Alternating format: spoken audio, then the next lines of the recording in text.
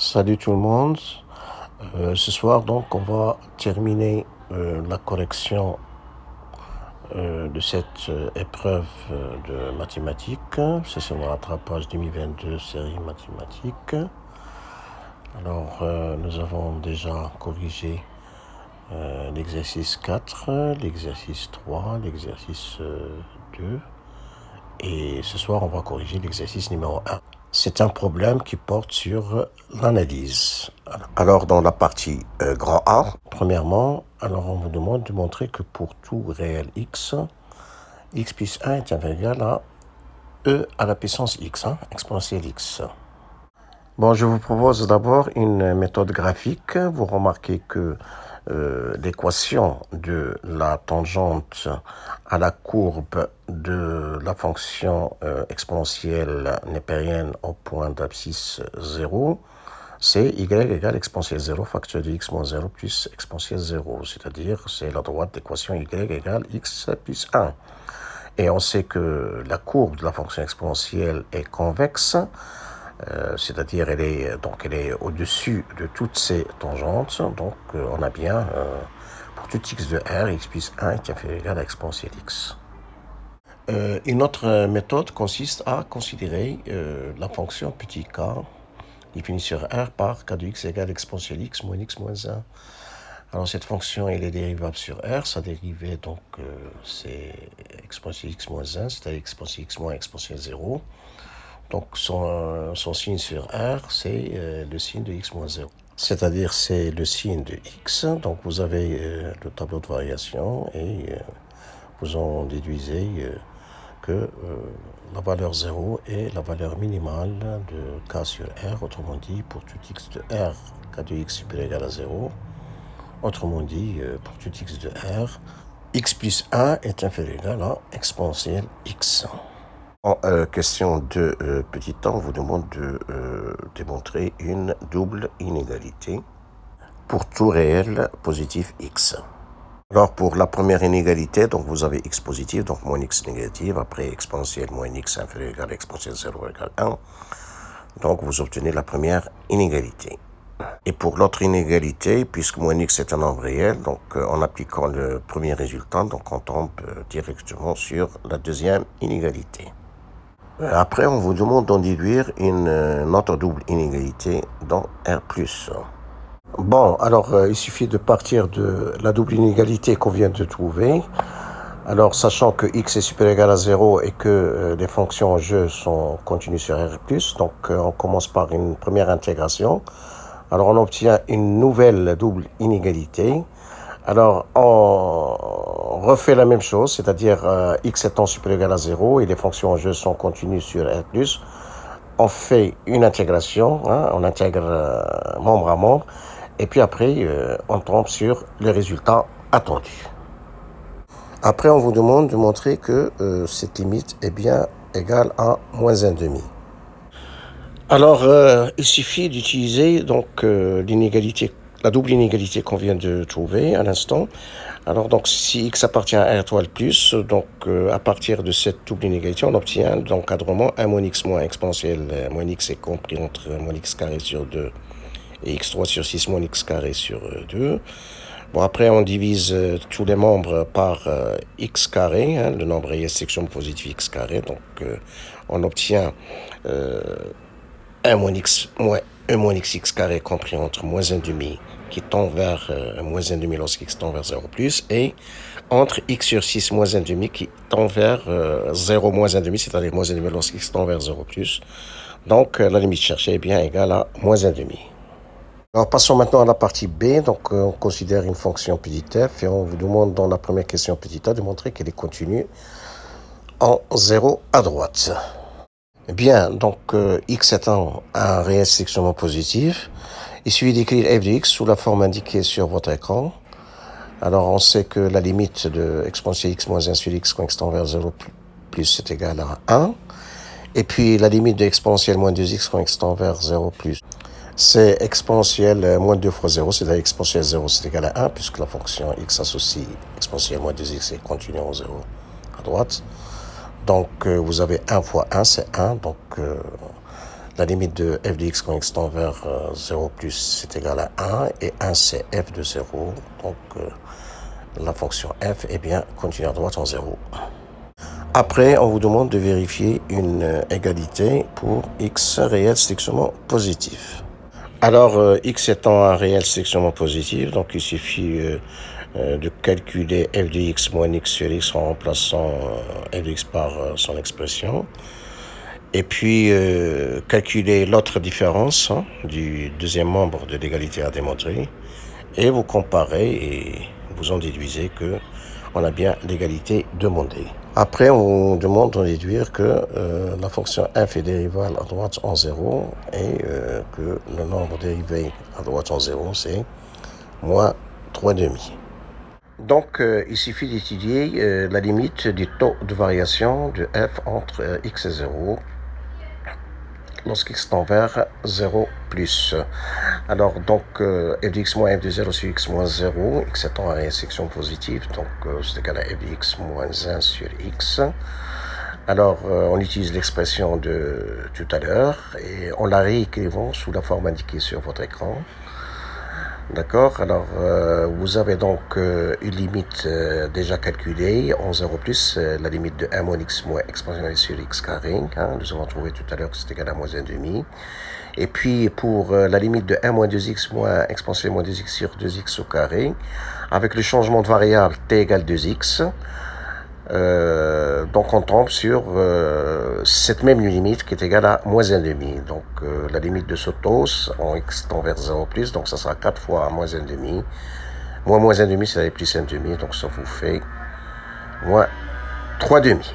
Et puisque moins 3 demi est un nombre réel, donc f est bien dérivable à droite en 0, et moins 3 demi, c'est le nombre dérivé à droite de f en 0. Bon, après, on vous demande de calculer f' de x pour x supérieur à 0 et d'écrire sous une forme bien précise. Bien, alors f est bien dérivable sur r étoile plus et le calcul de la dérivée ne pose pas de problème. Après, vous factorisez par exponentielle moins 2x et puis vous rangez le reste de façon à ce que vous obtenez ce qu'on vous demande. Après, question petit b, on vous demande de montrer que pour tout réel strictement positif, f' de x est inférieur ou égal à moins exponentielle moins 2x. Bien, alors ici, j'ai presque tout détaillé, donc j'ai plus rien à rajouter. Et après, on vous demande d'en déduire les variations de f sur l'intervalle fermé i. Alors donc, ici, je vous propose deux méthodes. Alors, ici, la première, et maintenant, une deuxième méthode. Voilà, donc on trouve que f est strictement décroissante sur l'intervalle fermé 0 plus l'infini. Ensuite, on vous demande de montrer une inégalité pour x supérieur ou égal à 0.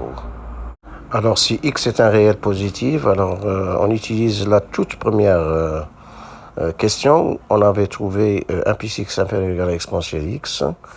Alors donc, on intègre les deux membres de l'inégalité, sachant que les deux fonctions sont continues sur R+, et on obtient sans problème l'inégalité voulue. Alors, question petit b après, donc on vous demande de montrer que pour tout réel strictement positif, f seconde de x supérieur strictement à 0. Voilà, donc il suffit d'utiliser le résultat admis et l'inégalité de tout à l'heure pour obtenir le résultat attendu. Après, on vous demande de montrer que la limite de f' de x lorsqu'x tend vers plus infini est égale à 0. Bon, alors je considère l'expression de f' de x pour x supérieur à 0 trouvée tout à l'heure. Alors, je commence par l'écrire sous la forme indiquée sur votre écran. Et je remarque que la limite de 2x plus 1 sur x carré quand x tend vers plus l'infini, c'est la limite de 2 sur x quand x tend vers plus l'infini, c'est 0. De même, la limite de 1 plus x sur x carré, quand x tend vers plus infini, c'est la limite de x sur x carré, c'est-à-dire 1 sur x, c'est 0 lorsqu'x tend vers plus infini. La limite d'exponentielle moins x, donc quand x tend vers plus l'infini, c'est la limite et lorsque t tend vers moins l'infini en posant t égale moins x, donc c'est égal à 0. Et puis, la limite d'exponentielle moins 2x, c'est exponentielle moins x de tout au carré, donc c'est 0 au carré, c'est 0. Donc vous avez 0 fois 0 plus moins 0 fois 0, donc c'est égal à 0. Donc la limite de f' de x log x tend vers plus infini, c'est bien égal à 0. Mais je me demande à quoi ça va servir cette limite, parce qu'on ne va pas l'utiliser pour répondre à la question suivante. Et dans la question suivante, on vous demande d'en déduire que, quel que soit x appartenant à i, valeur absolue de f' de x est inférieure ou égale à 3,5. Et ici, je vous ai détaillé la réponse. Voilà. En 5 petits temps, on vous demande de chercher la limite de f de x quand x tend vers plus infini et de donner une expression géométrique du résultat obtenu. Alors là, il suffit d'écrire f de x pour x supérieur à 0 sous la forme indiquée sur votre écran. Alors la limite de 1 sur x, c'est bien 0 en plus d'infini. La limite de l'exponentielle moins x, la même chose, c'est en plus d'infini, c'est 0. On l'a dit tout à l'heure. Et la limite de exponentielle moins 2x, on l'a dit aussi tout à l'heure, c'est égal à 0 en plus d'infini. Donc la limite, c'est bien égal à 0.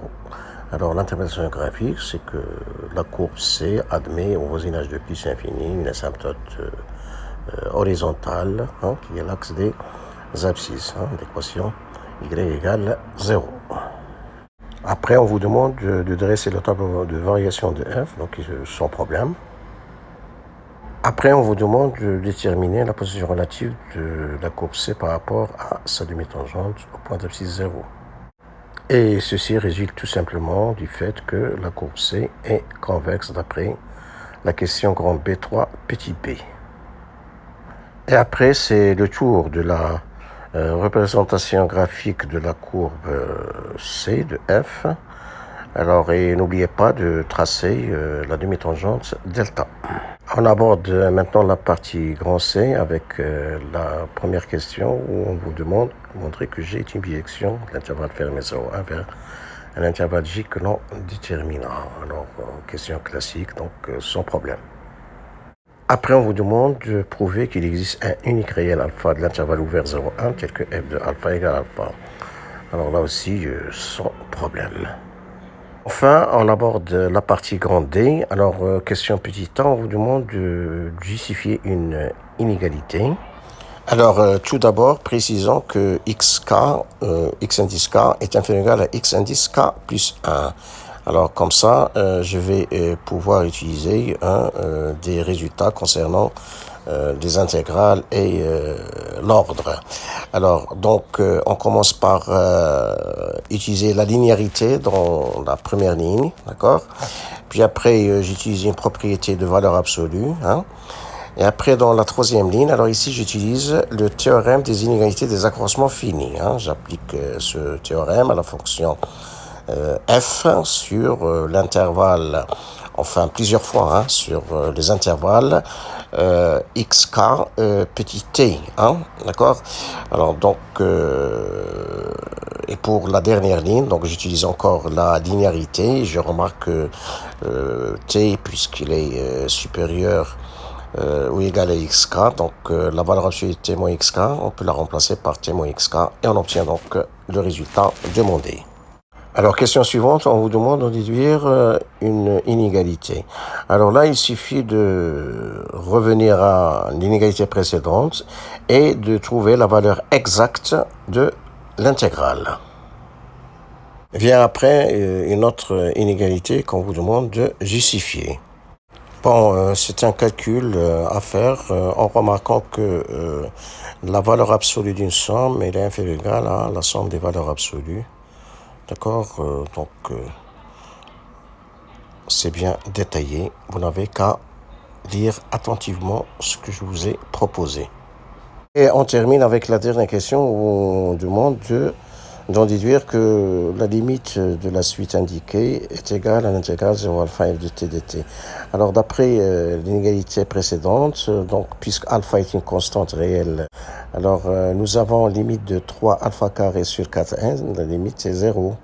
Donc la limite de la suite en question, donc ça sera grand L. Et grand L n'est autre que l'intégrale 0 alpha f de t dt. Voilà, c'est tout. Merci pour votre attention. Bon courage et à la prochaine.